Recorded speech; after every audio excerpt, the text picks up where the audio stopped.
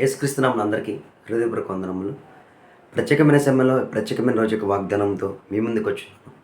దేవుడు ఈరోజు మనకు అనుగ్రహించబడిన వాగ్దానము 2 కొరింథీయులు 12వ అధ్యాయము 9వ వచనము. నా కృప నీకు చాలును. హల్లెలూయా. ఈ వాగ్దానం ద్వారా మనం దీవించబడును గాక. ఆమేన్. ఎప్పుడైతే ఇచ్చిన వాగ్దానం అడుగుతామో అడిగిన సమస్తాన్ని దేవుడు మనకి అనుగ్రహిస్తాడు. మనం ఏదైతే ప్రార్థిస్తున్నామో ప్రార్థించిన సమస్తాన్ని మనం పొందుకున్నామన్న విశ్వాసంతో మనము ప్రార్థించాలా. ఎప్పుడైతే ఇచ్చిన వాగ్దానం పట్టుకుని మనం విశ్వాసంతో మనం ఏదైతే అడుగుతున్నామో దేవుడు ఏం చేస్తాడంటే మనకి అడిగిన వాటికంటే ఊహించిన వాటి అత్యధికంగా మన జీవితంలో దేవుడు కలగజేస్తాడు.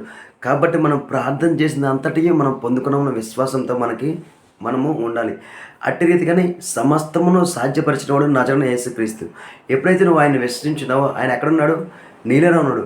కాబట్టి నీలో ఉన్న దేవుని వైపు చూసి ఎప్పుడైతే ప్రార్థిస్తావో జయించిన ప్రతి ఒక్కటి దేవుడు నీకు మరలా ఇస్తాడు. సమస్తాన్ని జయించి ఉన్నాడు కాబట్టి ఆయన నీలో ఉన్నాడు.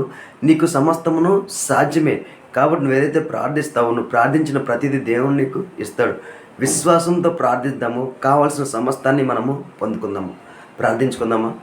స్తోత్రం మహోన్నతమైన దేవ నీకే వందనాలు స్తోత్రాలు చెల్లించుకున్నాం తండ్రి. ఇచ్చిన వాగ్దానం బట్టి నీకే కోట్ల స్తోత్రాలు చెల్లించుకున్నాం. ప్రతి ప్రయాణతను మీరే తోడే నడిపించండి తండ్రి. ప్రతి అనారోగ్యం ఆరోగ్యం మారును గాక. ప్రతి అప్పు ఐశ్వర్యంగా మారును గాక. ఏదైతే ఇబ్బందులు ఉన్నా తండ్రి ప్రతి ఇబ్బంది నజరేయుడైన యేసుక్రీస్తులో తొలగిపోను గాక అని ప్రవచిస్తున్నాం తండ్రి. కావాల్సిన ప్రతి ఒక్కరికి కావాల్సిన ప్రతి ఒక్క సహాయం అందజేయమని నజరేయుడైన యేసుక్రీస్తు నామమున అడిగి వేడుకొంచున్నాం తండ్రి. ఆమేన్. అందరికీ హృదయపూర్వక వందనములు.